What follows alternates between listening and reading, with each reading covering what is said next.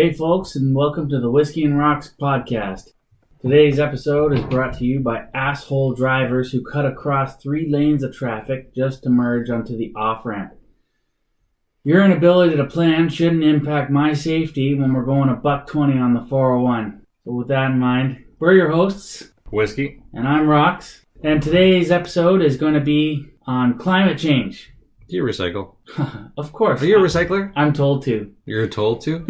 I have to. But I would anyway. Is there a residential government that looks after that for you? No. I am at heart a diehard organizer, even though my house would not suggest that. But I take pride in being able to sort out glass, plastic, paper, elastic bands. You know why a tiger circles its cage? Why does a tiger circle its cage? Because it's the only thing it has control over. Just like why you sort paper, plastic, and everything else. Thank you. Thank you for reminding me of how shallow my life is. I'm so happy now. Okay. Speaking of control. Yeah. But I do have questions. And the first question I have, is climate change even real? And before you start laughing and going, oh, listen to this fucking guy, let's just pretend that that's a legitimate question. The Earth goes through all kinds of ebbs and flows. It goes through global warming. It goes through global cooling. We have evidence of this by glaciers, by increases in heat and all that kind of stuff. We have all that. But the question really is, are human beings actually having an effect on it? And if so, to what extent does that actually matter? Because, I go on the news, or you go on Facebook, you go on all that stuff, and you look at what debates and different interest groups are providing, and all I see is nothing but people with agendas, lobbyists, all kinds of crap. So I don't know what to believe. I don't know what to go off of. And I don't know if I have a responsibility to the environment, which I'd like to think I do. I don't know where to go from there if I have so many conflicting opinions out in the world. So let's start with that. Okay. That's a lot. It's a mouthful.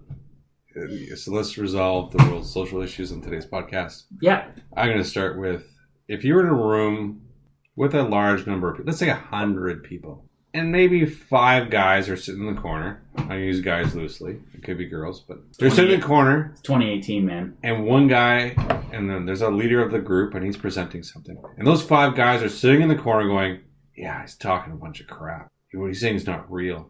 Would you listen to those 5 guys and ignore the other 95 that are in the room thinking that what he's saying is true? I'd be interested in what they have to say because, well, maybe they know something that I don't. Most people know something I don't. Okay, so if we're going to follow most people, that's 95. Okay. You're going to follow the 9. So you're saying I just contradicted myself by saying something so silly like that? Yes. But why would those 5 guys in the back of the room even say something like that? Do they know something more? Do they know more than the rest of the majority? Well, there's a couple of things that are going on here. So there's a social phenomenon. If there's a few naysayers, they're seen as rebels and people to be admired. If they have other interests in trying to sway the group, that could be an effect as well. But if we look at the evidences, could you honestly say that the ice caps in Greenland, the ice caps in Antarctica can be replaced? Some of the Northwest Passage is predicted to be ice-free in the next 20 years. You mean replaced, like in our lifetime? Do you really care about beyond that? So when you raise kids, do you want them to be healthy? Well, of course. Well, then let's look at the next 20 years. Okay. Let's look at the next 50 years, his lifetime. Do you want to see your grandkids live a healthy life and give them the same opportunity you had? Of course. Okay, so let's just start there. Let's say that span is the next 50 years. In the next 50 years, the ice caps will be gone. The sea levels will rise. Climate change is impacting the way we grow crops. Here in Ontario, we get turkey vultures, which we never had before. There's animals that are dying off. Animals are migrating more north because the southern part's getting hotter. Things are changing. So if you want the same quality of life, I would argue that maybe you should take an interest in climate change. Yeah, but that still goes back to the original question. Are we having an impact on it? To what extent are we, if we're having an impact on it, is that an actual valid concern? Well, I guess the word impact can be taken positive and negative. Okay. So are we inducing climate change or are we preventing climate change? And do we have the power to do either? yes and yes. Okay. So if we look at history, what does history say? In Sudbury, before they built the super stack, they had a huge problem with acid rain. In fact, when you go there, most of the trees aren't thicker than a few inches because acid rain is so bad. The rocks are black. Oh, really? But you know what the super stack did when they built it? And it's because of the topography. The super stack, what it did is instead of having the exhaust float in the atmosphere in the city, it just puts to the next stratosphere and let the wind blow around everywhere else. Oh, so it just like dissipates over a larger area. Doesn't make it better. So you got places like San Francisco Bay where you have these large dead zones in the sea where all the water coming off the street is so toxic. It's creating these areas where there's no oxygen and all the sea life is dying. Okay. In that area. And these dead zones are moving. So the sea life that can't move fast enough to get out of its way are basically being overcome without oxygen. And if you think that's not possible, it's only in these small little areas. I would argue that these areas are growing. And number two, plankton produce more oxygen than all the trees in the world. Really? It's not trees. It's not like that, like you see on the Planet Earth episode where they talk about that forest in Russia and that forest in Russia that accounts for like, what is it, like 33%? I just made that number up. 33% of the world's oxygen. Bullshit. If you look at the surface area of the planet. You just called David Attenborough bullshit. I take offense to that, sir. Based on your made-up oxygen story, no. But if you look at how much oxygen that the plankton produce in this world, and realize that we're killing off the plankton that produce oxygen. So if we're killing off plankton that we depend on to live at an accelerated rate, I think that's going to have impact on the quality of life of your children and your grandchildren. It still goes back to the original question, though. Like, to what extent, like, are we having an effect on it? Let's just go step by step here. Okay, so are the people of San Francisco Bay and that area where all the, what I call it, hydrological region, so it's larger than just San Francisco Bay. It is that whole, from the higher ridgelines where all the water flows through the waterways into that bay having an effect. Yes. Okay, so you're talking about an area with a high concentration of people, and that is an example of lack of awareness or lack of action towards the environment. They are having a direct impact on their local area. Yeah. Same thing with Sudbury. Sudburians. Yeah. Is that what they call them? Is it Nicolites? I just know there's a giant nickel there. I've touched it. Yeah, you've touched it. Things will never be the same. I feel so ignorant. I'm sorry. My wife's from there. Yeah. Anyway, so you've given two examples of it usually happens where there's high concentrations of people. Okay, we'll go with that. But the bay itself has no high concentrations of people. The ocean. This is where their waste ends up, in the ocean. Okay. And it moves. It moves in killing other... It's not like a big pile of garbage. Hey, look at that garbage pile. It's still sitting there. No. It's moving and it's growing. And that garbage pile isn't just sitting there. That garbage pile is now consuming more land. In the ocean, those dead zones are growing and moving. So as it consumes and wipes out the life there, it just moves around. Is there any other phenomenon like that? Yes. We have garbage islands floating around in our oceans. We have sea life that are choking on our plastic straws that are floating. Animals are eating garbage bags. And there's so many garbage bags in the oceans. It's something else. So are we having an impact on the wildlife and the diversity in the oceans, which support our ability to breathe? So we are having an impact. Let's agree on that. We're having an impact, and it's actually to a More pretty... importantly, did I convince you? Did you convince me? I'm going to go with the argument that we are having an impact. I'm not going to be, I'm not going to be stupid about this, right? Okay, but you haven't answered the other side. So you agree that we are inducing an impact on the environment, but now are we influencing positively the environment? I think in some cases we are.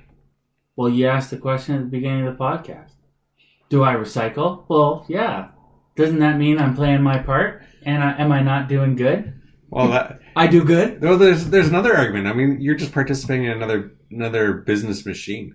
Oh. While you're supplying the raw materials for somebody else's business, and you're just free labor. Oh, okay. So now we're getting into how I'm just a slave to the actions of whoever decides what I have to do, right?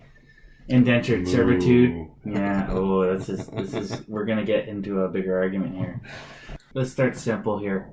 The first thing being, we've answered the question, at least providing some examples. Okay, let's just assume that yes, humans are having a direct impact on the environment. Okay, let's agree on that. And to a pretty serious extent, it appears, because of all the problems that are going. But the problem is, you're still seeing a massive debate about it. You're still seeing people with agendas pushing what seems like nonsense to me. Like when you see Bill Nye getting into a fight with, I don't know, who's it, Tucker Carlson. I don't know. You just it didn't seem genuine. Like it didn't seem the case for climate change was winning in those situations. But it still brings up the bigger question. It's like, why are we even having a debate about this? Why are there so many other actors out there pushing different agendas? You can look at it two ways. As a consumer, you make choices. Product A or product B, or we'll go product E for product environmentally friendly. And if a consumer has a choice to select a product that's more environmentally friendly, would that product most likely cost a bit more? It seems like it's costing people a hell of a lot more money. It's like even just little things, and that's just kind of a side tangent. But if you produce something and call it organic, you can put a massive amount of charge on whatever that thing is just because you called it organic. Like you see that in the supermarket all the time. Can you name an inorganic orange? Yes, I cannot. I get it. That's fine. I understand where you're going with that. Aside from the color. Well, here's the thing. You know what I'm talking about, right? I totally agree. You know what I'm saying. Like when people are using just the word, it's organic, and then they can use whatever bullshit excuse they can to increase the amount of money that they charge for a product because it's organic. Let's do a guided discussion so you're so impassioned. What does organic mean in practice? Something that's living. If you have an organic farm, what does that mean? In practice, like what does that mean? I don't even know. I'm not even going to try to answer that question. If I have an organic farm, I have a farm that has living things on it, and I produce living things. True, but you're not quite there. Isn't that all farms? Maybe you're a rock garden, I guess. Yeah. Here, you a farmer? Here's a couple of acres. Anyway, so if we go down this route, how about if we said an organic farmer is one that doesn't use environmentally harmful pesticides? Okay. Are they better than the rest? Non-chemical or non-harmful pesticides? I don't know if they're more effective, but if the argument is for the environment, are they doing a better job than those people spraying their crops with all these pesticides that could be harmful to the environment? Well, the argument is pretty clear there. Well, no. It seems obvious. Let me go down this logic thread here.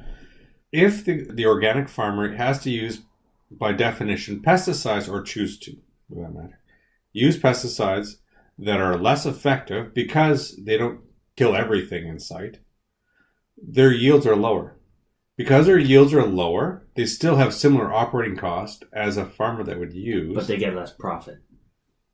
That's the end effect. Yeah. Because they use less different kind of chemicals, and their yields are lower, their cost per bushel or cost per unit is higher. Okay. And because you choose I'm just looking at your counter here since we're doing it in your house, you choose all the products with the nice shaped peppers.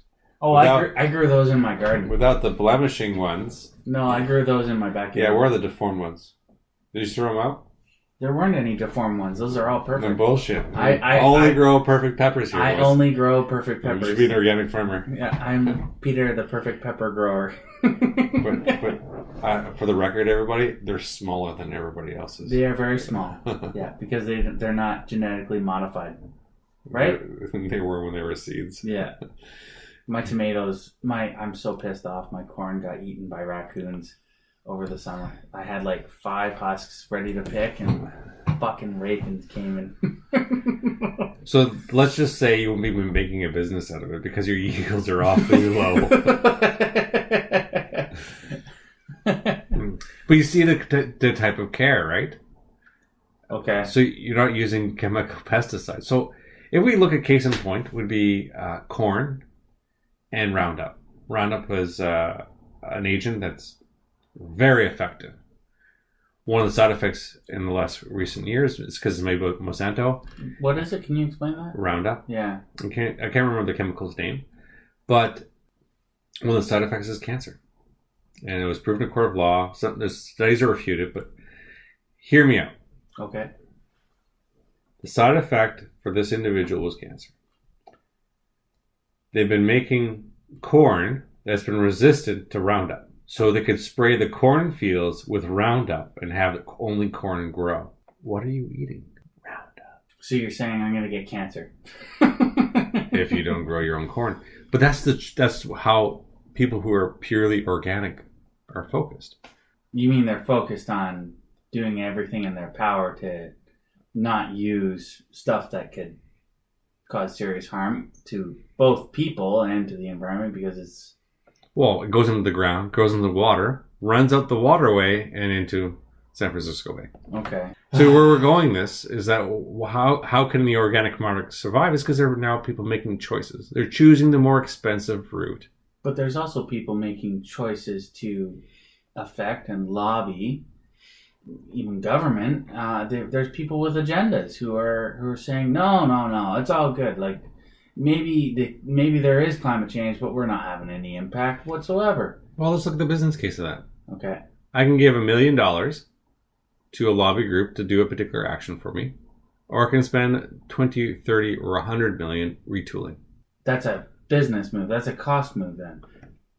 Mm-hmm. So like basically kind of what they did, and I'm getting my knowledge secondhand through that Carl Sagan 2.0 show, The Cosmos. They talked about lead and the production of lead. The reason why we have, say, unleaded gas and there's no more lead produced in paints and all that kind of stuff is because there was a big fight about it with the government between I can't remember the name of the scientist, but he found out a way how to find out the age of the Earth, and then he figured out a way to measure lead content in the atmosphere, in all of our products, all that kind of stuff. And there was a big bun fight with this because there was the biggest thing was with leaded gasoline. Major car companies wanted, and special interest groups, they tried to lobby the government. They had their own scientists to lobby the government to go and basically say, yeah, there's nothing wrong with lead. It's all good. And, it's clean, it's healthy, like clean coal. And it's good for cars, it's good for kids, it's good for everybody. And the scientist said he provided all the research necessary and said, listen, no, it's actually horrible for the environment. And the government actually decided to do good things with that. I'm doing a horrible job of explaining this, but you know where I'm going with it. I think I do. What you're showing me is there's a business side to saying it's fine, and in that type of fight, if you will, there's research and conflicting research all the time. You gotta look who sponsored the research, where it's come from, what was the aim. You gotta really dig down. Yes, but anyways, you can find research. Research will always be sponsored to show things, not necessarily to support a particular view. So you can have a research that's sponsored to look into contrarian views Right. and majority views. Yeah. Okay, so that's pretty common sense. There's people who are hired, right, to represent the interests of the business. And that's how lobby groups work. Yeah. So lobby groups are there to present to government research, quote unquote, to do that. I think that's pretty obvious. But the question then becomes, if the research is so overwhelming that yes, climate change is happening, yes, human beings are having a direct impact on it, and to an extent that could be detrimental to us in the next 50 years, why are we having a bun fight about it? Q4 profits. Q4 profits. Q4 profits. You mean like fourth quarter? Yeah. Okay. Because businesses thrive and die by the next quarter. So they only care about meeting their profit margins. Well, you're over generalizing. Some only care about Q4 profits, and they make decisions based on that. Okay. So if I'm a loosely ethical business, I'm going to lobby the government to make things shift my way. Because if I have to retool, that's going to cost me a lot of money. Okay. And if I have to retool, I may have to shut down. If I shut down, I'm not making money. Okay, but there has to be a case made for whether or not, I'm sure we'll get into this a little bit later, but there has to be a case made for how, whether or not, it's in the interest of business to be for effective environmental support, that kind of stuff, I'm sure there's a case to be made for that. So if we look at how would a government do it? Well, right now they're taxing the fuck out of me. Make more money. It's okay. Well, make more money. That's my solution. Get a haircut. Get a job. How dare you? Okay, so we talk about business and we talk about business interests. We know there's a bun fight. There's really nothing we can do about that until There's lots of things you can do. If you choose not to buy, choose not to buy. Okay. If you don't buy, the business doesn't exist anymore. I don't like that asshole, so fuck him. Yeah, but then government steps in. So this is the other part. Yeah, government has stepped in. That is one vehicle. You can have consumer-led action, which is fuck them. They want to pollute the earth. They want to spray Roundup over my corn. And I like corn. And that's consumer-led action, but that's voting with their wallet, right? Yeah, and then government could step in saying, we want businesses to change for the better.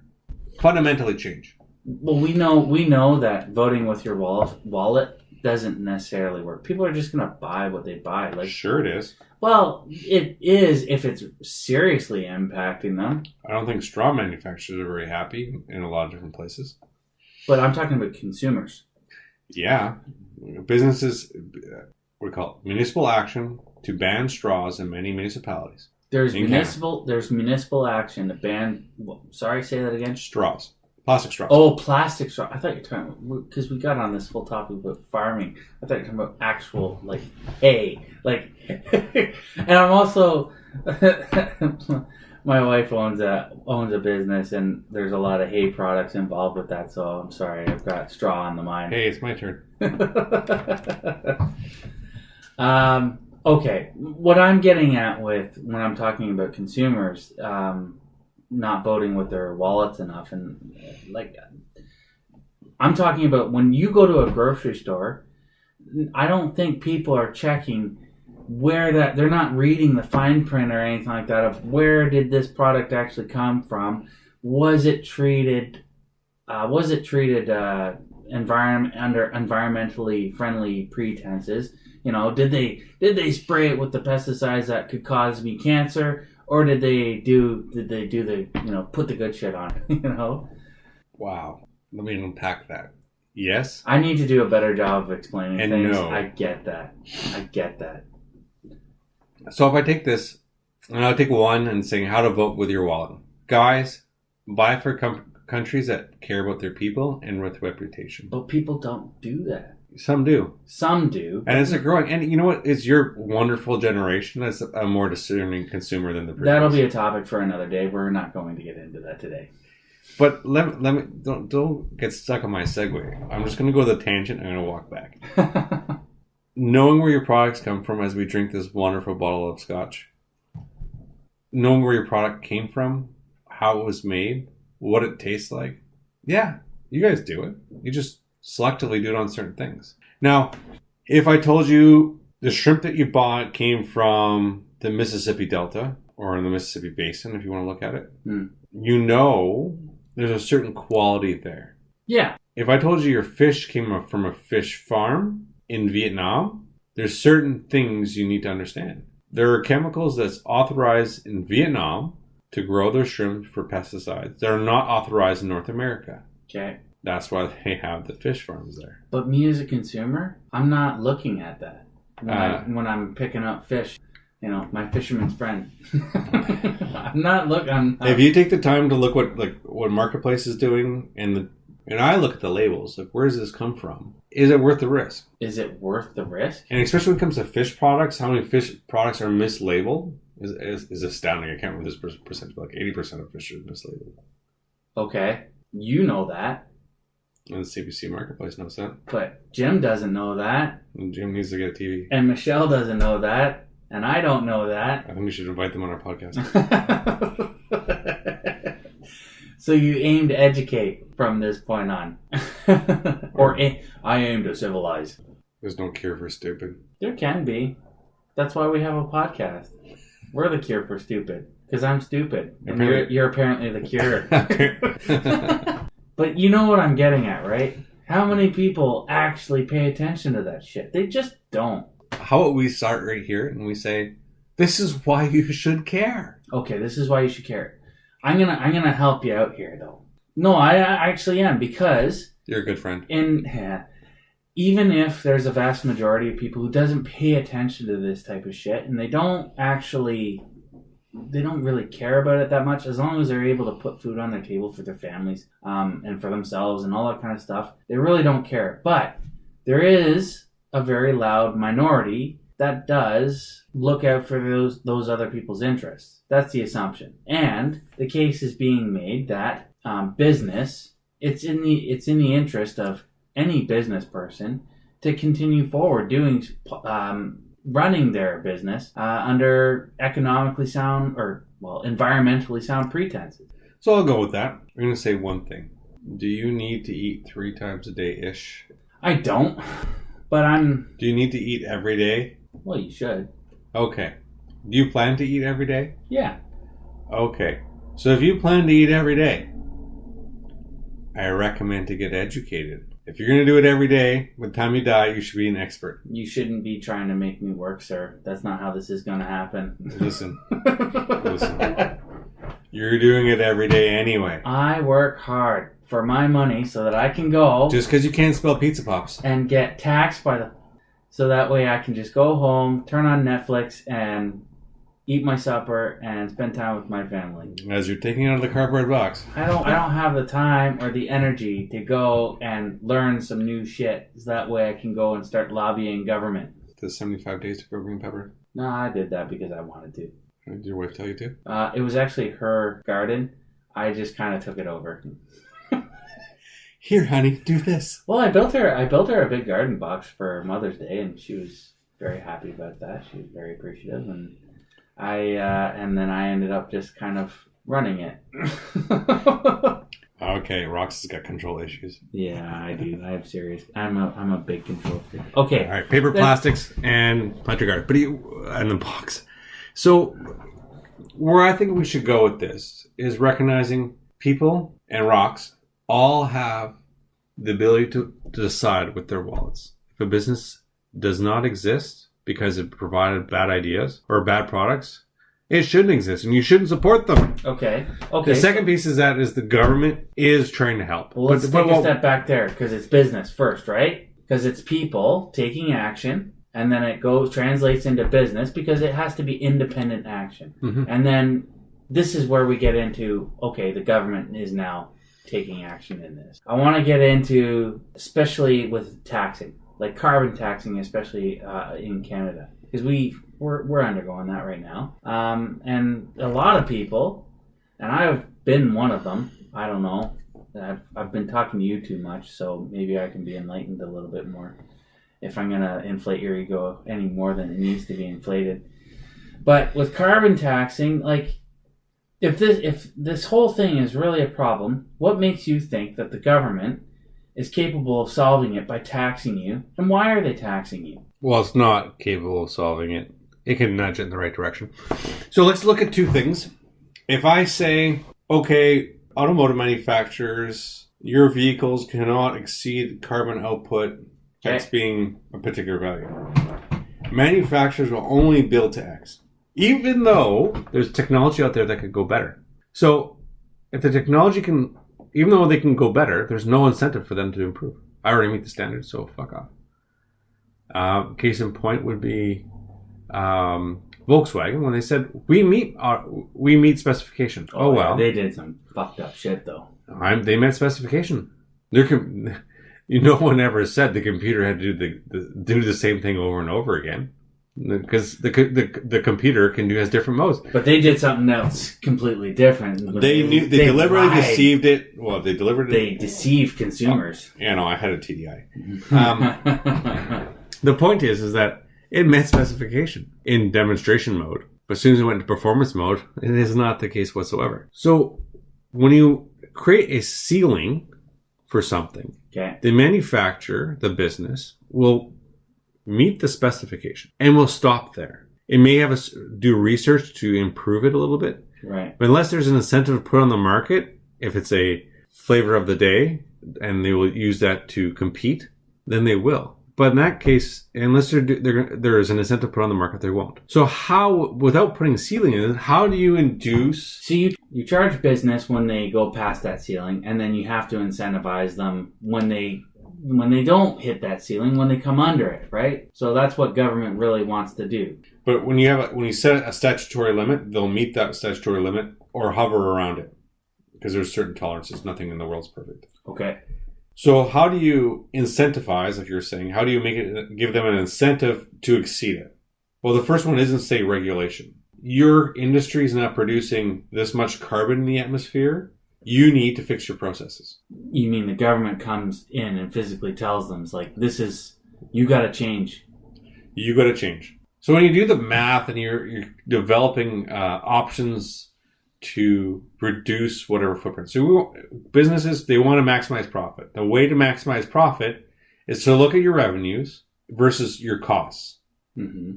If you could impose a carbon tax, that inflates their cost. Now, they're going to have margins eventually pass on to the consumer, but the consumer doesn't want to buy the expensive thing. They're going to go buy something that's within the brackets. They're going to buy the lower cost thing. But the business wants to keep them buying the same products or a higher up product. So the way they're going to do it is they're going to by putting a cost in there for a high polluting item, they're going to try and reduce as much as possible. And you can do that with green technologies.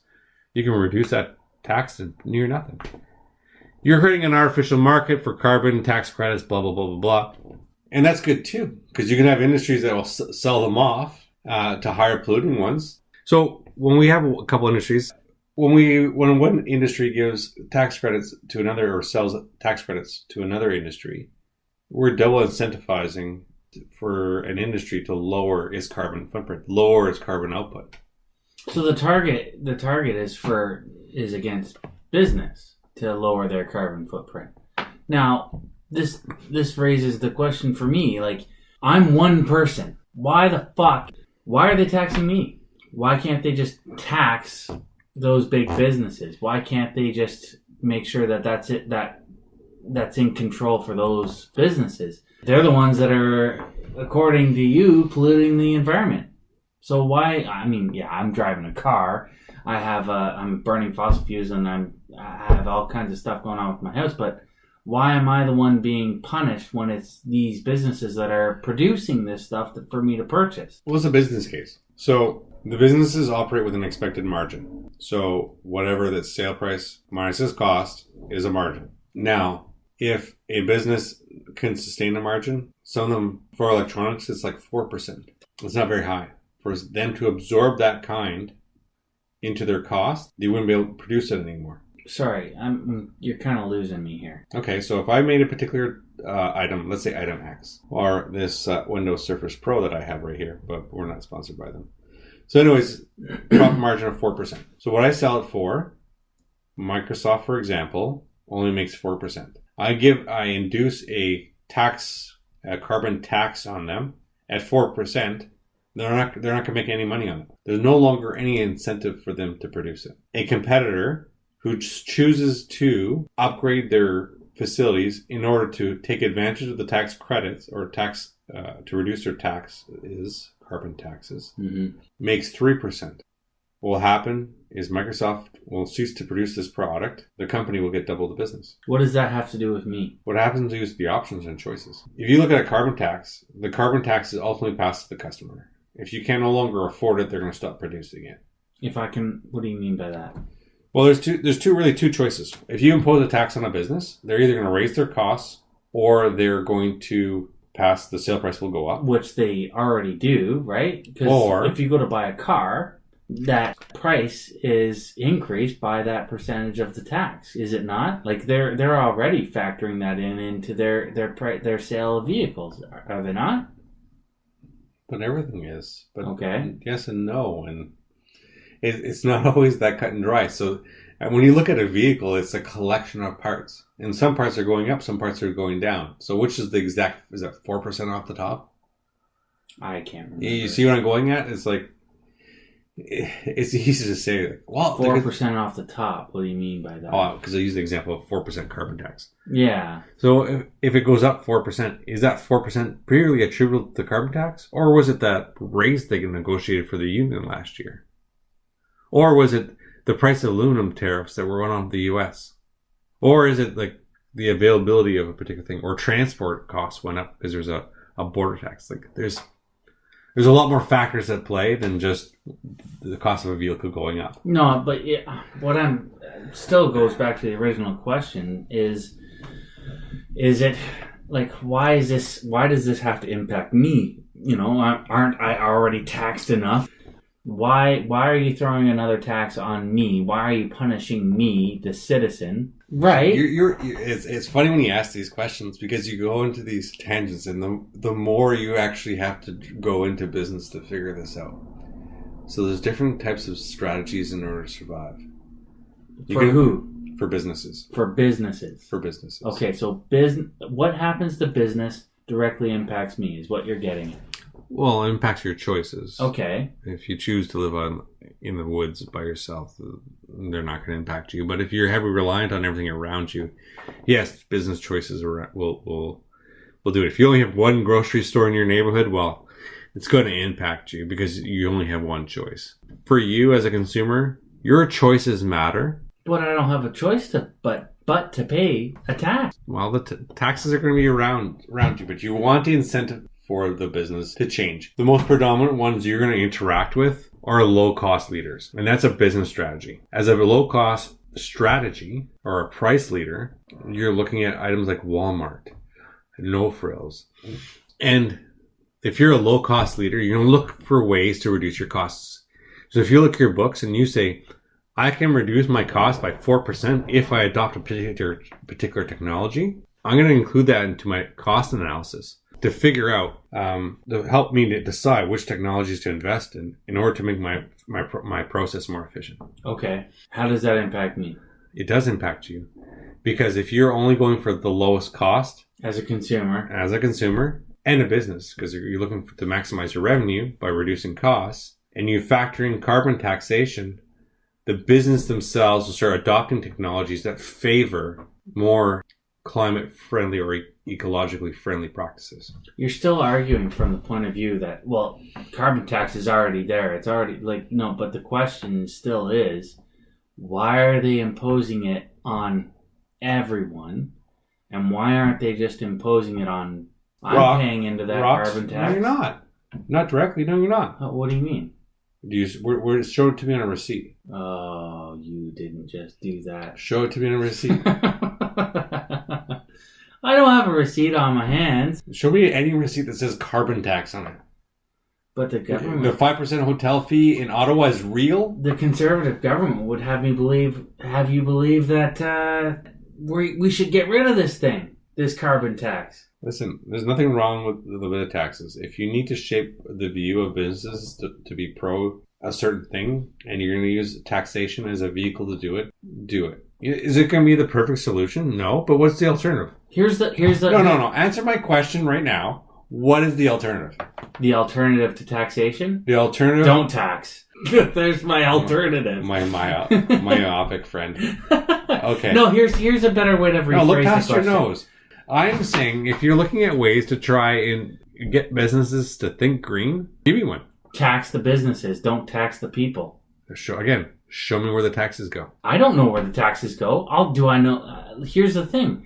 This is my money that we're talking about, right? It's my money that the government is taking. Does that money go to a greener earth envelope? Or does it just get added to everything else that the Receiver General takes in? Well, it goes to the Receiver General. But the point... And so where does I it think go from there's a there? missing link. Okay, if I tax a business, give them corporate tax, how does that affect you? If you tax a business based on a corporate tax that is labeled under green earth tax or carbon tax, whatever, doesn't matter. How does it impact me? Okay, I see what you're saying. It impacts me. They raise their costs of their products that I choose to buy. Because in your previous statement, you said to me, tax the businesses. Don't tax me. Which they are. But they are also taxing me, are they not? Does it not come out of my taxes? No? It comes into things you buy. Because it comes down to your choices. Because it sounds so like we started like 40 minutes ago. All right. Okay. Choices. You can vote with your wallet. And if you're a business, if your costs are inflated by carbon tax, your incentive is to reduce your taxes. Okay. By investing in technologies that are more green. I just realized my own stupidity. Let's just move past that for a second and pretend the last 20 to 30 minutes didn't happen. Okay. The government is influencing business to become more green so we can stop polluting our oceans and so your grandchildren can breathe. Okay, fine. That's the super long term, okay? So my grandchildren can breathe. But that's like basically saying, put your hands out, fill hopes and dreams in one hand, and put shit in the other, and see what fills up faster. Okay, that's a genuine, like, it seems like a genuine notion and all, but how does it actually benefit me? That's a real good. That's a genuine question, right? Like, how does something like a carbon tax actually benefit me in the long run as a consumer? And I'm not just talking about, do you want to breathe? Do you want to be able to have your kids in the future? And do you want them to be successful? And no, how does it benefit me in the long run? The investing in your environment is not like picking out a paint color, but it can. It can benefit. It can. Okay. And in your lifetime, it will change things. Okay. That's why I put in the super stack thing at Sudbury. Once they built the super stack and they changed the way they started emitting, trees started growing back. Okay. The acid rain wasn't eating them anymore. Okay. What else? Trees are important. There's got to be a bigger thing. Oh, look at the depletion of fish stocks. Look at, like, what part? Like, air quality around Toronto is pink. Look at the pollution and smog. Breathing. So oxygen is overrated. So if we create incentive for people... Some people blow smoke and Rocks breathe. does not believe in breathing. Breathe. It was for the record. He's on our no breathing anyway. diet for Sober October. We could talk. Why don't we talk about this real quick? So what are you going to give up? I'm going to give up liquor and caffeine. Liquor and caffeine? I'm definitely giving up liquor. What if you drank decaffeinated products? Decaf coffee or decaf tea? Do you realize decaf isn't really decaf? Is it? No, there's still caffeine in it. Why am I being lied to all the time? It's because you don't read the labels. Because I don't read the labels? That's no fucking excuse. They called it decaf. No. Yes. No, they said decaffeinated. So what same thing. So what they do How is that different? Same difference. No. It's like diet soda. Diet soda is all you got to be for people on diets. I'm being lied to fucking again and again and again. Literacy is an important skill. No. Literacy is an important skill. Being a lawyer is not an important skill. I'm not a lawyer. Well, you're talking about fine print shit. This is fine print shit. So when it says, when the title on the box that it comes in says decaffeinated, I expect there to be 0 caffeine. Like, come on. So Diet Coca-Cola is only for people for diets? Yeah, that's a fuzzy subject. That's different. That is different. So Coke Zero there's nothing in it? It has 0 calories in it. No, but it says 0 on it, so there's nothing in it? It means there's 0 milliliters? You can go ahead and try pulling off this. I will, because I haven't got my coup de grace yet. This black and white argument, it will not fly with me. So decaffeinated. That is a very specific word. It's not like 0. It's not like there's an implied sense of something else. When it says it's decaffeinated, it better well fucking have no caffeine in it. Do you want me to explain it to you, or you just want to keep going on your rant? I like ranting. I just want to hear the sound of my own voice. No, I'm done now. You go ahead. So decaffeinated refers to the addition of an enzyme that actually eats caffeine. So it went through the enzyme decaffeination process. Decaffeinated. It means it's got like 30% of the caffeine it normally does. So it still has caffeine in it. Bingo. It's not like 0. Well, there's that place that is called Think Simply Well. They have a mushroom coffee. You can drink that. Ew. Mushroom coffee? Don't ask me. That sounds awful. It was. Okay. All right. So let's... we got on a... But it's good for the environment. Yeah, it's good for the environment. We got drink fungus, not berries. We got drink fungus. Oh my god. Yeah. Now we're gonna go back to our... Let's not go there anymore. Returning from our segue. Yeah. We've got a t-shirt.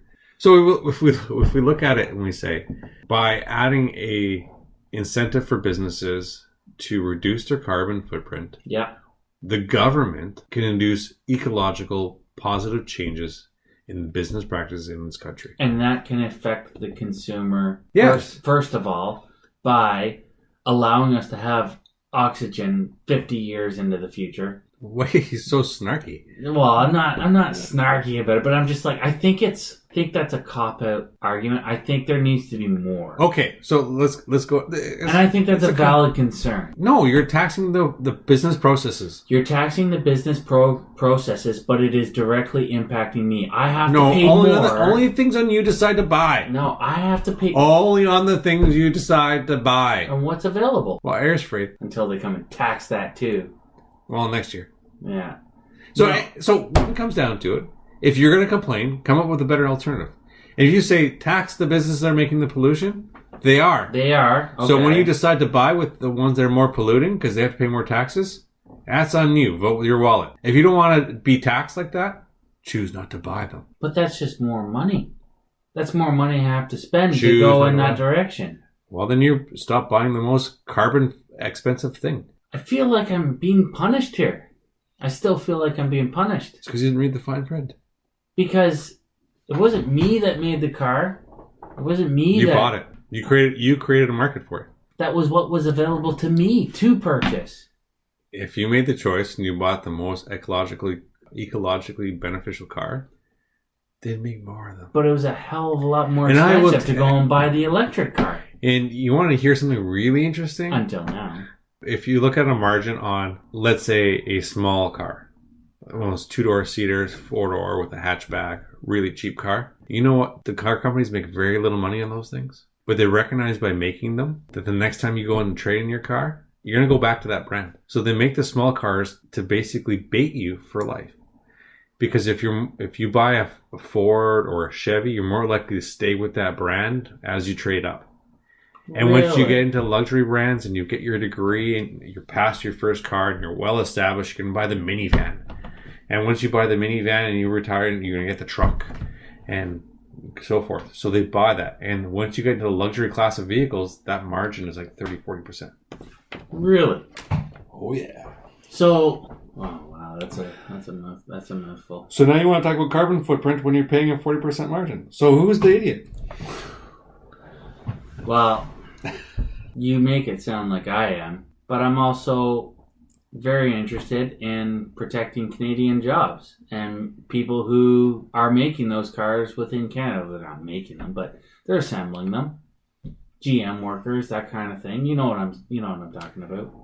Yeah, but we're talking about the processes they're using. So if they're using a green process where they're not getting taxed a lot, then that's what's going to happen. But if they're using processes that are historically have been, well, what they've been historically used for, then they're going to be penalized for it. And their cost of operation will be higher, and it'll be harder for them to compete. So if they want to compete, they're going to be more. If they want to compete, what they do is they move to another country. Yes, and you move to outside the country, and your import taxes go up even farther. So if you're talking about a 4% carbon tax or whatever it is, versus a 25% import duty, so there's a reason why Toyota is here.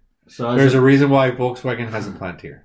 So as a business person, you're asking yourself these questions. Like, pretend you're a major corporation business owner or CEO or whatever of, say, a major auto manufacturer, and you're asking yourselves these questions.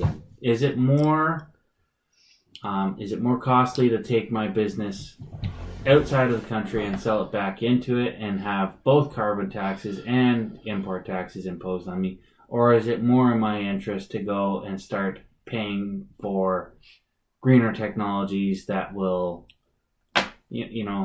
Well, most technology doesn't last 50 years. I mean, some of it does, but most of it doesn't. You're talking about life cycles. Equipment has life cycles. So if you impose a carbon tax today, they might get taxed today at whatever rate it is. We made up 4%. I'm not sure what the rate is. But the point is that once you get down to it, next time you're investing in technologies, that percentage of carbon tax that is incurred by the business may be alleviated by investing in further green technologies. That's a good thing. That's the government incentivizing change. Okay. Yes, short term, yeah, you might pay a little bit more. But can you breathe when your kids want to breathe? When you talk about respiratory illnesses on the rise? When you talk about smog and the cleanup of smog, carbon sequestration, when you talk about how we're going to go about doing that, well, we have a way of doing it. We can incentivizing positive change for our world. So what you're saying is it's cool to be green. Is it like, well, it's in the interest of business to do that? Well, if climate change is heating the planet, yeah, it's cool to be green. Oh, God. Please. Get out of here with your stupid dad jokes. So it becomes business and government. See, shut up. Business and governments are helping them, according to you. Government is for sure on their end, and it's going to be a slow turnaround, but it is happening that businesses, by and large, are becoming more part of that process where it's becoming economical and it's becoming more business oriented to become greener. Yeah, and I think there's an unexplored option to this. If we look at businesses when they go up, or industries, and they had a very unecologically friendly process. Here near the Rideau Canal where we are, they used to have different kinds of industries along it. When they had the lead smelter on the along the side of the Rideau Canal, the cadmium smelter as well, and the businesses left and vacated the property, either went bankrupt. And if a company goes bankrupt, there's limited ability for the government to say, clean it up. There's no company anymore to clean it up. So who's going to clean it up? Looking at the long term and the whole life of a business in which a business closes and goes bankrupt, leaves a warehouse, a production facility, an industrial waste site, because once they close the door, there's no one to clean it up. A cleaner business process will avoid the government to be on the hook for that. I kind of see where you're going with that. So if we're looking for the benefit of the people... You're talking about preventative action more so than you are talking about reactive action. So that's where we are kind of in reactive action right now because we're responding to what has been construed as a global crisis, right? Because of dumb ideas in the past, yeah. Because of dumb ideas. Well, we didn't know any better. When they were putting lead in the paint of children's toys when I was growing up, They knew better. Well, no. The argument is that, well, when did that get changed? How long ago was it? It was In like the 60s, 70s? 80s and 90s. 80s and 90s when it started coming back in Canada? So But it takes a long time for change. That's the thing. Change happens over a long time. But people don't like change. I don't like change. yeah, we've made that clear. Oh, fuck off. But that's you gotta respect that. How are you gonna navigate that? I'm quiet on purpose. Well, it's in people's natural interest to resist change like that. So when I was growing up, they banned the lead in children's toys, and then they realized all the nice novelty mugs they were importing from China all had Okay, so changes slow. yeah, change is very slow. Don't worry, when you apply a hot liquid and you drink out of it, there's no way the lead is transferred. You start screaming and having weird thoughts, and then jumping out of buildings. It's like aluminum pot syndrome. Or was the Teflon flu? Teflon. I never heard of that one. Do you cook your bacon in a Teflon pan? No, I put it on a. I sometimes do it in an iron skillet. Sometimes do it. So, whiskey just scared the fucking shit out of me. Apparently, when I fry my bacon in my Teflon pan, polymer fume fever or fluoropolymer fever, also informally called Teflon flu, is an inhalation fever caused by the fumes released when polytetrafluoroethylene, PTFE, known under the trade name Teflon, reaches temperatures of 300 degrees Celsius or 572 degrees Fahrenheit. Take a side of that with your bacon. Yeah. So when you're doing your bacon on Sunday morning, or when you're frying your bacon in the morning, you're inhaling shit and you're getting Teflon flu. What happens? What happens when you get Teflon flu? Let's find out. Symptoms are flu-like, chills, headaches, and fevers with chest tightness, and mild cough. Onset occurs about 4 to 8 hours after exposure to the pyrolysis products of PTFE. So basically, you explain that. Anytime you apply a certain amount of heat to those Teflon products, the fumes that you breathe in, you get flu-like symptoms. Bacon. I think it's worth it. I think it's worth it. A side over of nausea and headache. I haven't had that yet, so I think it's okay. I think this is hokum. Do you like crispy bacon? I'm kind of like, I like my hybrid. It's like crispy, but it's got a little bit. You might be in the safe zone. Because the key point is when it gets crispy. That's the temperature range. Well, I put my pan on low heat, and I cook it that way, and it can get crispy if it's yeah. So it's just how it's done. So okay. Environmentally friendly products. So they put something you know you're going to cook with it. So it says a high white blood cell count may be seen, and chest X-ray findings are usually minimal. Yeah, well, it just means a superstitious hokum. No. It means your body's actually white blood cells is a physiological reaction to the toxin. Okay, I see. Your body is expunging it. So if you get the flu because you ate bacon, is it because of you were cooking it and you breathed in the fumes? Or is it I consumed the bacon? No, it's fumes. It's just because of the fumes. Yeah, okay. How dare you? How dare you? You are a guest. No, it's a little bit of a scare. I'll keep that in mind. I'll put my gas mask on when I go and cook bacon. It'll look funny in the morning. Put the exhaust fan on your electric stove. Scare the shit out of my 8-month-old. That's how well documented it is. What? Teflon flu? What I will say is know your tools. A pan will be fine if your wife's anemic. Yeah, a cast iron pan will be good. I gotta learn more words now. You're making me learn shit. We're scared. I'm so scared. So it's not the only coding. Oh, so you just have to look at the labels and basically become a lawyer. Read reviews, read health risks. I go to Canadian Tire, I want to get a pan. I want to just replace the current pan that I have. It should be no more fucking complicated than that. Do you take your Tim Hortons coffee and put it in the microwave? Sometimes. You're a fool. Why? Because it gets fried and you get coffee all over the place. If you take the lid off, you're fine. It's fine. The part that catches fire is the seam of the cup. Never happened. Yet. I've seen it get burnt, actually, on a couple of occasions. But, I'm just putting it in there for 30 seconds. You're fine. You're not going to die. It's not like throwing I a bunch only of juggle metal in there. knives and chainsaws part of the time. God, do you walk around in like a fucking, just a plastic bubble and not allowed to have anything impact your life? A bracket risk, my friend. Bracket risk. Like how? That seems. You're not living. It sounds like you're not living if you're constantly bracketing risk.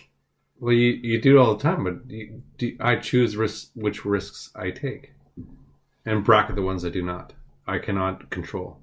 We make choices and we bracket risks. So if you're speeding, you're producing a certain amount of risk. Okay, roads are rated for a particular speed. Your tires are rated for a particular speed.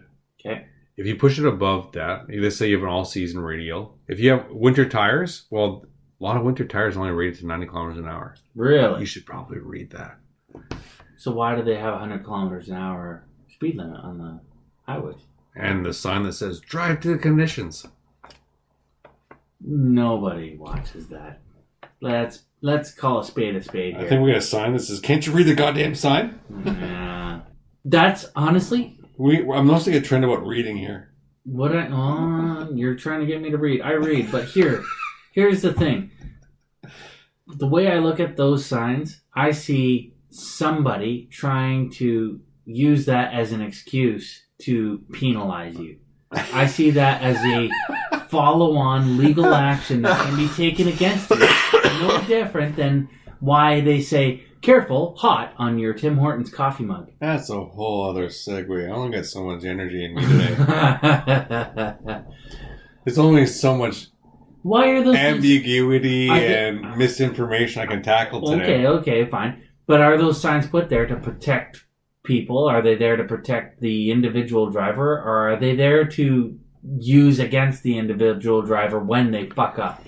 So did you know there are regulations that govern what signs are put where? I feel like I did, but for argument's sake, I said I don't know that.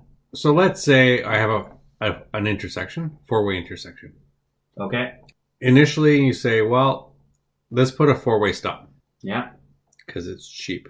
It's cheaper to put a four-way stop than an electronical device that requires power to maintain and update. What governs the step between a four-way stop sign and a four-way stop sign with a blinky light? Sorry, say that again. What governs the regulation to invest the money into a four-way stop with a blinky light? I don't know. The number of collisions there. That makes sense. Stop sign to the blinky light stop sign. Warning people that there is a stop sign to a traffic light. And then from a traffic light to like multi-lane turn lanes. There's a gradient here. What's a gradient? I'm going to put you to it, man. I'm going to make you work. He's Googling it now. Because I've had like 3 whiskeys. In mathematics, the gradient is a multivariable generalization of the derivative. Well, the derivative can be defined on functions of a single... This doesn't answer shit. It doesn't answer fuck all. You should do a gradient. Sounds like a drug. Anyways. I should do gradient, yeah. So gradient is essentially a slope. Okay. So if it's not it's not on or off, there's a scale in which we're using to evaluate the particular situation. And it applies to, the word gradient applies to pretty well everything we do in life, because nothing is ever binary, on or off. There's a gradient here. And in this particular case, there are steps. So if you don't read the signs, you don't acknowledge that they put a sign there because there's risk to you. Your government is saying the Transport Safety Organization is designed to, or at least attempt to protect citizens. is investing money and putting up signs because it has a documented value to that. People don't think like this all the time. Do they? Like not everything is treated like business like this, is it? Wasn't there big money? This is my shame look. No.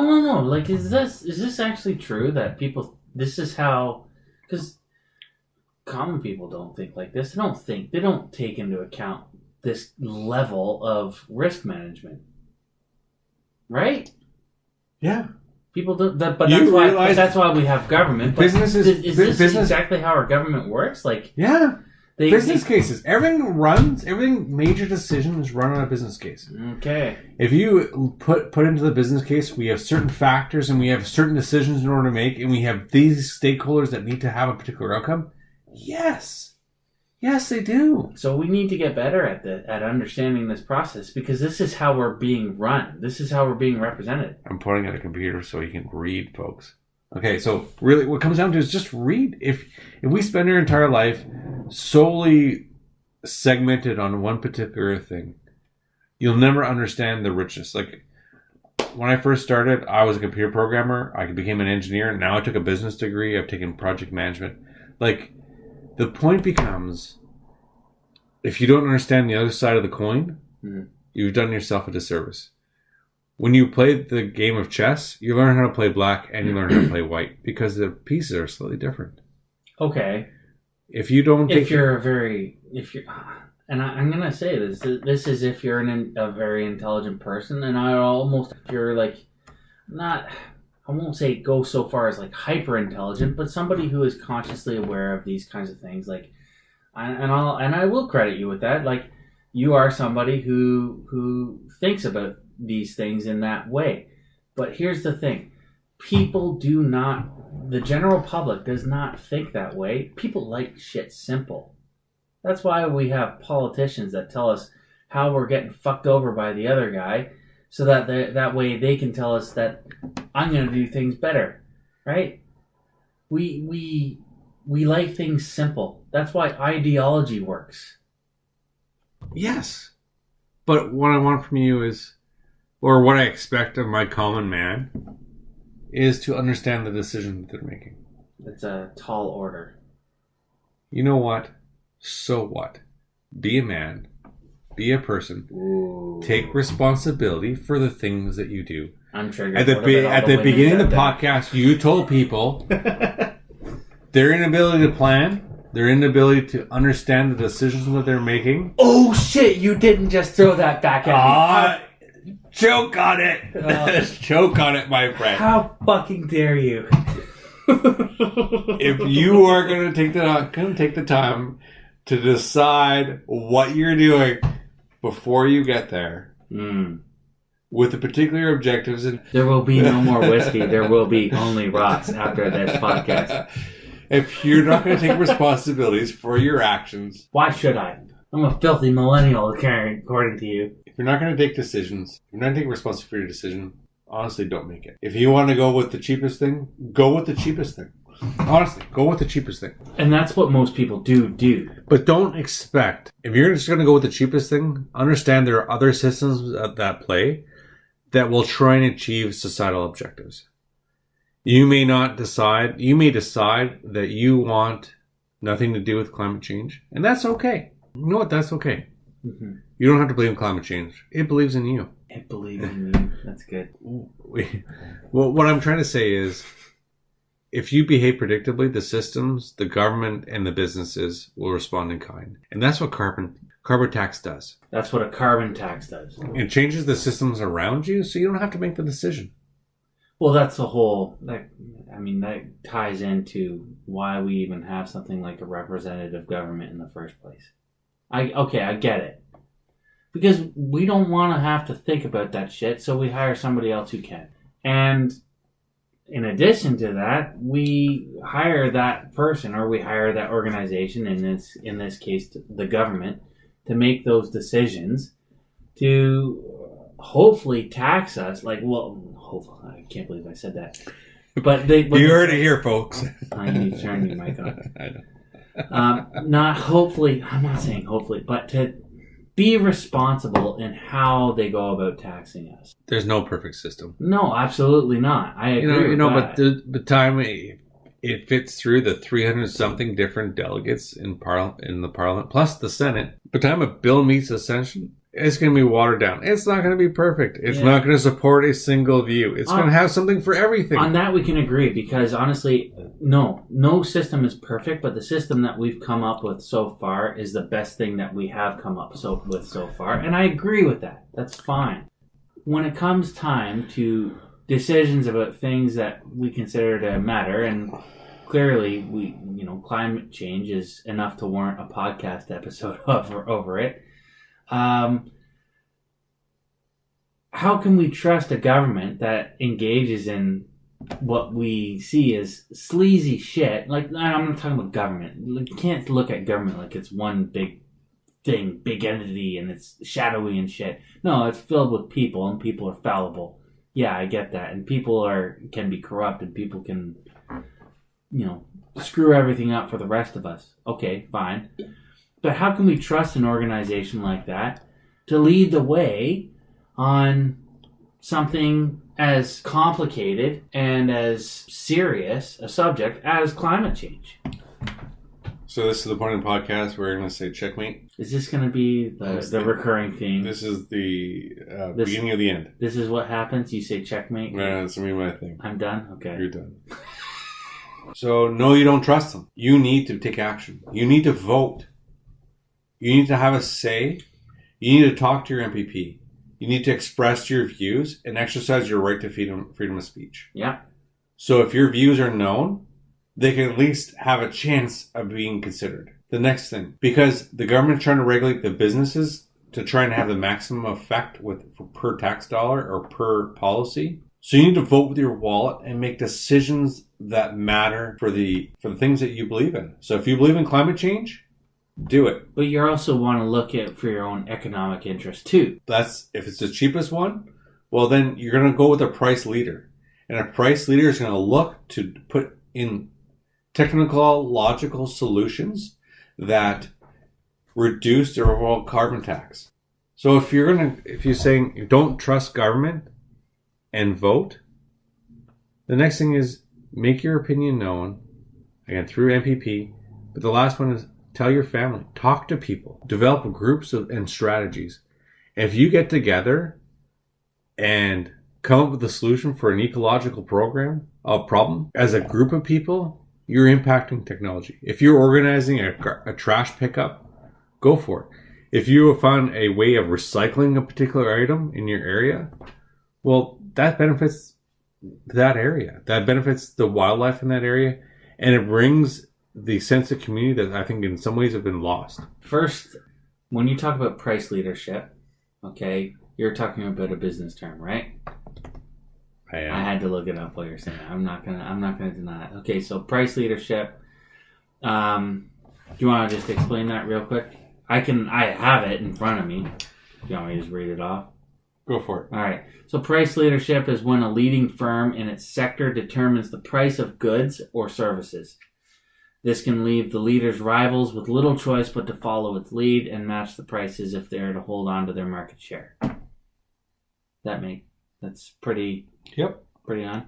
Okay. And if the government is raising the cost of a particular process, and they all use that process, it all goes up. So if one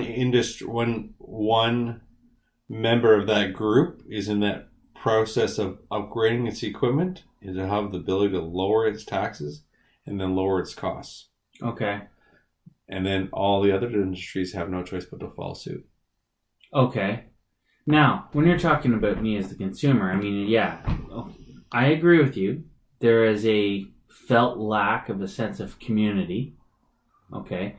So then why is it that we're leaving certain things, like let's just take recycling as an example because we've already used that at the beginning.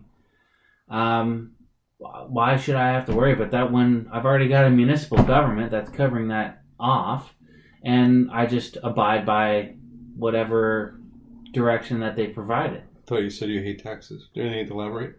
So... You know what I'm talking about.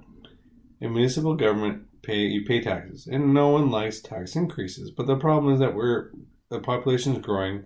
There's more and more packaging. We are running out of places to bury the crap. So if we're running out of places to bury crap, let's reduce the amount of crap we're throwing out. The way we do that is through recycling. Yeah, I thought my taxes were already paying for that. Yeah, the addition of a carbon tax. But it didn't go up. It didn't go up. My taxes didn't go up. No, your taxes for this component didn't go up because we reduced the amount we're putting in it. Okay. But landfills open and close all the time because when you dig a hole, the hole can only hold so much. Okay.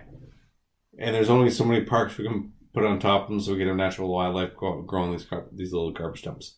But anyways, I'm from Winnipeg. Here, all our parks were garbage dumps. Winnipeg is a dump. Sorry to Winnipeggers. I've been to Winnipeg. I lived there. Actually, Winnipeg is a beautiful city. 20-something years. Thing about Winnipeg is, what is it? Stuart McLean said, it's the hardest place to get somebody to move to, but the hardest place to get somebody to move from. Well, I had no problems. I left running. God bless you. Rest in peace, Stuart McLean. Hi, Mom and Dad.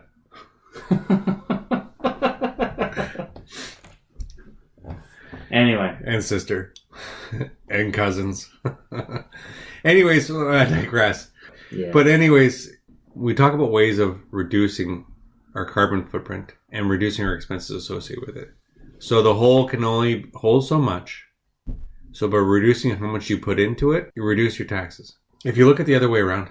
Yeah. Anyways, so if you look at the ways of reducing your costs and how being pro-environment reduces your expenses, is if we reduce the cost of landfills, the cities subcontract out the removal of recyclables. Because you've already done the selection of the materials, they have a value.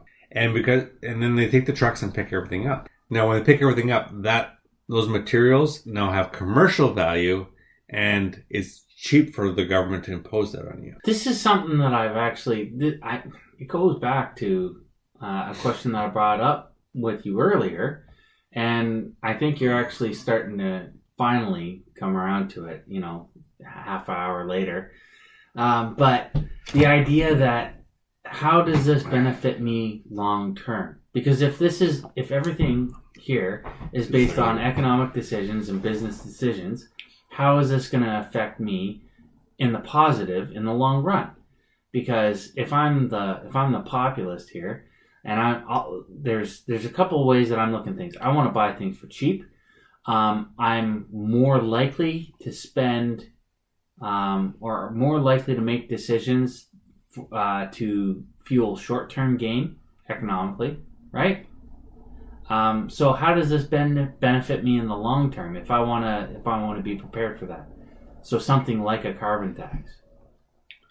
Well, that's one example. So on this spectrum is your municipal taxes, which include garbage removal. They're going to be a little bit lower because you're recycling. Right. Yeah.